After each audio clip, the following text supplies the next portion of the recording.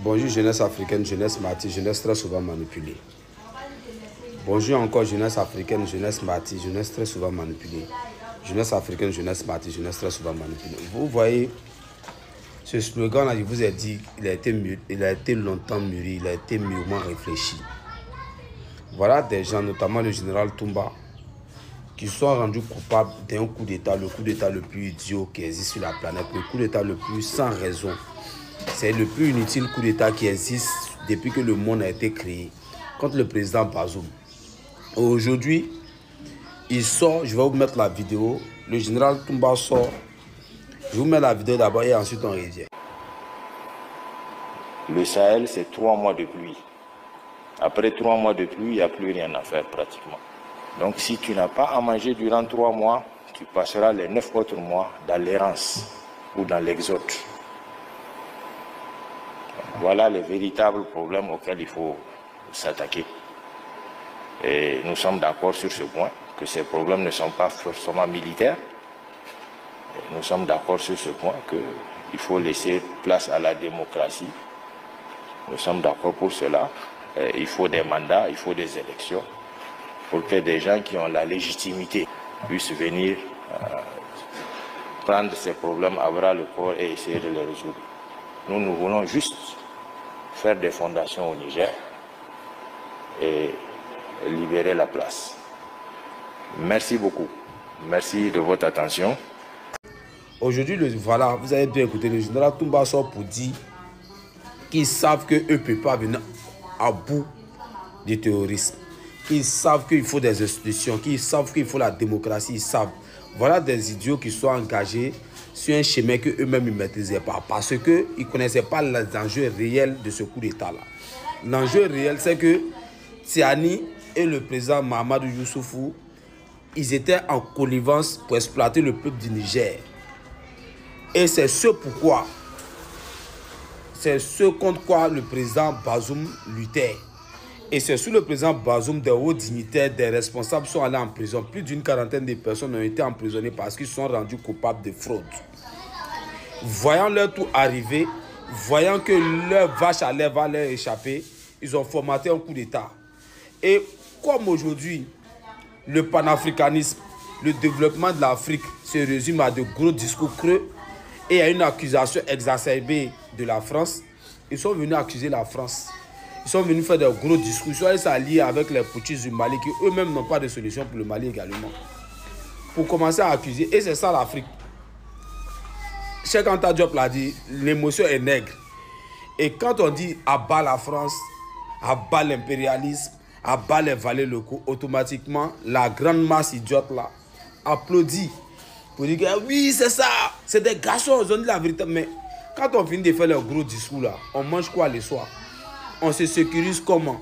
On vit comment? Et la réalité est en train de rattraper les putschistes du Niger. Et c'est ce que nous avons dit depuis le commencement de ce putsch, que c'était un truc inutile, qu'ils allaient tout simplement mettre le pays, le Niger, à terre, qui était sur une belle lancée, qu'ils allaient mettre la population dans la faim. Aujourd'hui, il reconnaît qu'il n'y a que 3 mois de pluviométrie dans le Sahel. Et qu'après ces 3 mois, si tu n'as pas eu de quoi manger, tu vas passer 9 mois d'allégeance totale. Mais quelqu'un qui a faim, il a la merci de toutes sortes de propositions indécentes.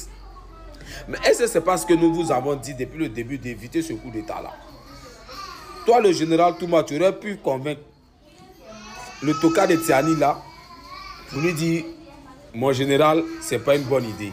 Si on a des problèmes, je pense qu'on peut les régler autrement. Parce que ce qu'on va faire là, c'est une perte de temps et que le pays va retomber. Aujourd'hui, vous négociez avec les mêmes djihadistes. Aujourd'hui, vous libérez des chefs djihadistes. Mais est-ce que ce n'est pas les mêmes négociations qu'avait prôné le président Bazoum en son temps? Regardez dans mes autres vidéos, vous allez voir. Aujourd'hui, là, vous reconnaissez que c'est un phénomène mondial. Est-ce qu'on ne vous avait pas dit? Aujourd'hui, vous reconnaissez que de façon indirecte, vous-même, là, vous armez les terroristes. Est-ce qu'on ne vous avait pas dit tout ça? Vous reconnaissez aujourd'hui que vos armées, parce que quand le président Bazoum a dit que les terroristes sont plus aguerris que vos armées, vous avez crié au scandale. Vous avez dit même que ça c'était une raison même pour les destituer. Mais attends, mais quand le général Toumba dit que les djihadistes s'arment sur l'armée régulière, c'est-à-dire ils attaquent le convoi de l'armée régulière, ils récupèrent leurs armes. Mais est-ce que ce n'est pas un aveu de faiblesse? est-ce que cela ne démontre pas à suffisance que réellement ces djihadistes-là sont plus aguerris et qu'il faut chercher des stratégies? Mais voilà que la réalité rattrape. Mais comme l'Africain est toujours dans l'émotion, comme l'Africain est toujours émotif, ils vont toujours t'applaudir quand tu vas leur dire qu'abat Macron, abat la France, abat les États-Unis. Pour eux, c'est ça le guerrier. Mais après ces discours crus, à que vaut les discours sans les actes? Et voici la triste réalité qui est en train de rattraper. C'est putschistes du Niger. Ils ont mis le peuple en retard dans la fin. Ils ont tué les enfants des gens inutilement. Ils vont devoir répondre devant le peuple du Niger et devant l'histoire. Jeunesse africaine, jeunesse martyre, jeunesse très souvent manipulée. Voici les différentes raisons pour lesquelles le général Tiani, le putschiste, a fait son coup d'État avec ses hommes. 1. L'insécurité et stagnation économique. 2. Débat sur l'ethnicité et la légitimité de Bazoum. 3. Présence importante de forces étrangères. 4. Échec des organisations sous-régionales. Et 5. Enfin, tension entre le président Bazoum et le chef de la garde présidentielle, le général Tiani. Donc voici en somme les raisons pour lesquelles le général Tiani et ses hommes ont fait le coup d'État. Mais aujourd'hui, qu'est-ce qui a changé dans la situation du Niger? Aujourd'hui, qu'est-ce que cela a apporté au bien-être du peuple nigérien? À mon avis, et apparemment, quand on constate aujourd'hui le Niger, nous voyons que rien n'a changé après le coup d'État, après le putsch.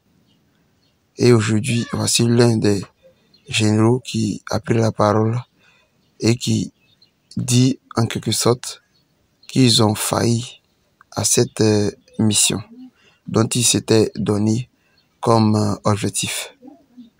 Aujourd'hui, ce qui pourrait en quelque sorte les enlever dans cette situation désagréable, dans cette situation regrettable, c'est dire tout juste et simplement ce que la CEDEAO demandait dès le départ, d'organiser des élections afin qu'ils puissent avoir une élection digne de ce nom et que le Niger reprenne les choses en main avec un président démocratiquement élu.